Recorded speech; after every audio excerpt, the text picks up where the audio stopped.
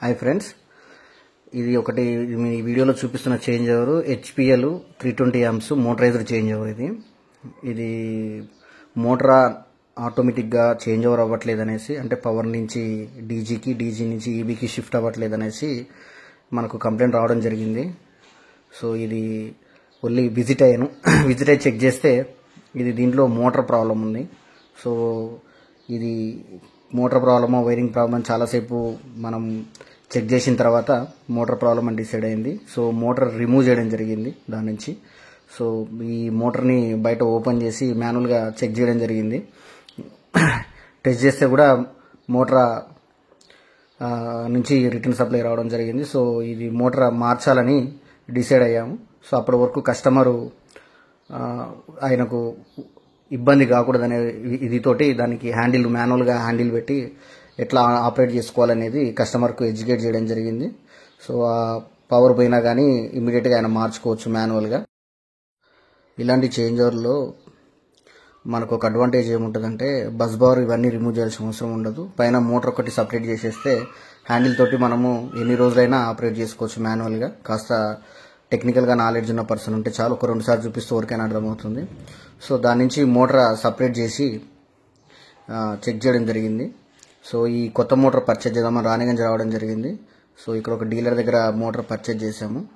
So ఈ PCB బాగానే ఉంది, మోటార్ యూనిట్ బాగాలేదన్నారు, పాడైపోయిందన్నారు. అయినా కానీ రిస్క్ ఎందుకనేసి కంప్లీట్ యూనిట్ పర్చేజ్ చేయడం జరిగింది, కొత్త యూనిట్. ఇప్పుడు ఈ కవర్లో కనిపిస్తున్న ఏదైతే యూనిట్ ఉందో అది కంప్లీట్ కొత్తది. సో దీంట్లో పీసీబీ మోటార్ 2 కలిపి వస్తాయి. సో మనం 4 స్క్రూస్ ఉంటాయి, ఖాళీ షాఫ్ట్ పెట్టి ఇన్సర్ట్ చేసుకోవడమే, చాలా ఈజీగా ఉంటుంది ఫ్రెండ్స్.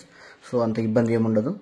అది కాకపోతే వైరింగ్లో ఏదైనా ప్రాబ్లం ఉన్నప్పుడే మనకి ఇబ్బంది అవుతుంది, కానీ నార్మల్గా అయితే ఈ మోటార్లో ఏదైనా ప్రాబ్లం ఉందంటే ఈజీగా మార్చుకోవచ్చు.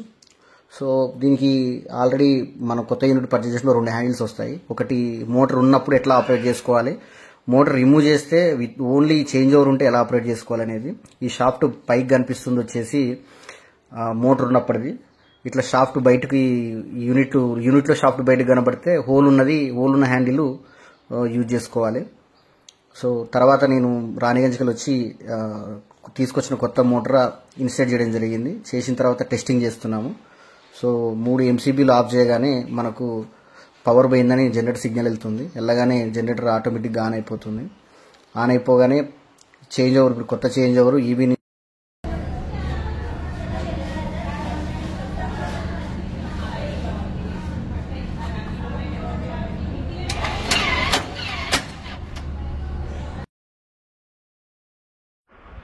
ఈ విధంగా మళ్ళీ పవర్ ఎంసీబీలో ఆన్ చేయగానే మళ్ళీ పవర్ రిస్టోర్ అవుతుంది. రిస్టోర్ అవ్వగానే ఆటోమేటిక్గా మనకు ఈబీలోకి షిఫ్ట్ అయిపోతుంది. సో ఇది ఫ్రెండ్స్, మనకు మోటార్ ప్రాబ్లం వచ్చినప్పుడు ఏ విధంగా మార్చుకోవాలనేది మేము ట్రై చేసాము. నెక్స్ట్ వీడియోలో కంప్లీట్గా మీకు మోటార్ ఎలా రిమూవ్ చేయాలనేది నేను మీకు ఒక వీడియో చేసి చూపిస్తాను. Until then bye.